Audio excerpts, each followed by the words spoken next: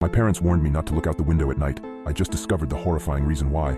Ever since I was a baby, my parents always told me, don't look out the window at night. I always asked them why, but they would just shrug it off with a creepy smile.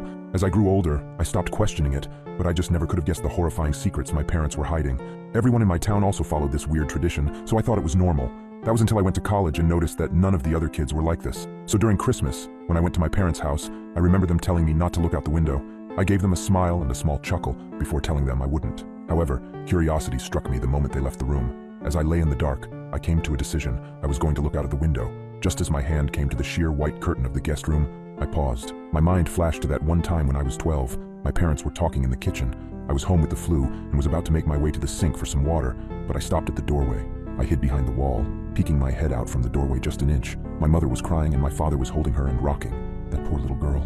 I feel horrible for her family, whispered my mother. My father just nodded and continued holding her.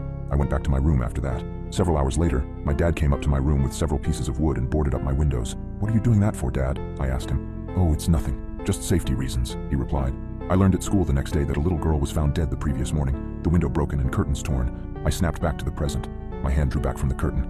I shook my head, cursing myself for being so weird. What was the worst that could happen? It was just a window, it couldn't hurt me, right? As I reached my hand out again, my instinct was telling me to stop.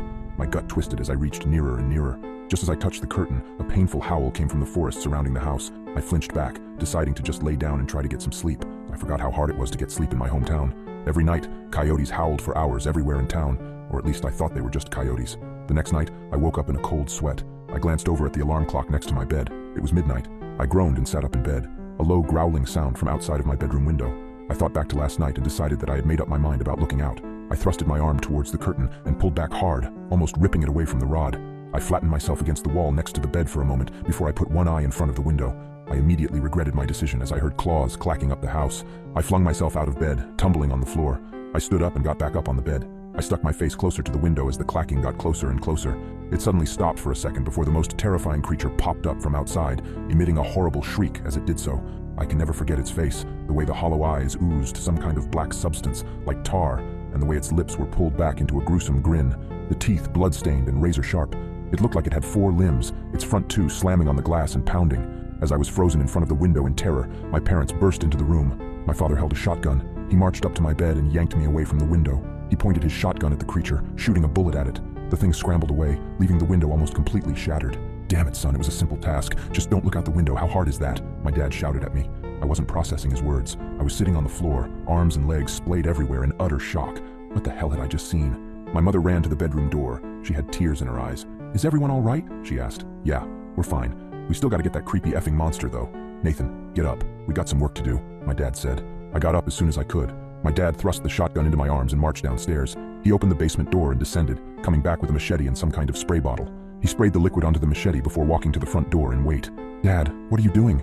I asked, confused. I was just traumatized, and now my dad is waiting at the door, machete in hand like he was about to kill someone. Instead of a response, my dad just hushed me. The house was quiet for several seconds before a loud banging and howling came at the front door. We heard a rip, and we knew the screen door was no more. The wood of the interior door started to splinter, and I took a few steps backward. My dad glared at me. "Nathan, now is not the time for this. Point the goddamn gun and get ready to shoot." I aimed the gun at the door, trying to find the spot where the howling was coming from. The door was strong, but it wasn't indestructible. The creature burst through the door, and I pulled the trigger in a moment of terrified panic. My dad knelt down and brought his machete down on the abomination's head. The howling ceased, and my mom rushed forward with a tarp to cover the spot where the door was destroyed. "Honey, are you okay?" my mom asked for the second time that night. She came up to me and kissed my cheeks, as if to make sure I was still there. She went over to my dad and did the same. "We're okay. Both of you, get in the basement. I gotta clean this up." I asked, "Basement? Why the basement?" Everything was going by at the speed of light, and I couldn't help but question everything that was happening at the moment. "Let's just get in the basement. Your father needs to clean up," my mom said, grabbing my arm and pulling me to the basement. We sat on the couch down there for what seemed like hours before my dad came in and put the machete up. He sat on the chair in front of us with an exhausted sigh. The 3 of us sat in silence for a few minutes. In that time span, my brain was able to come up with a coherent sentence. "Dad, what was that thing?" He just looked up at me, eyes dark, and said, "Where do you think that howling came from?"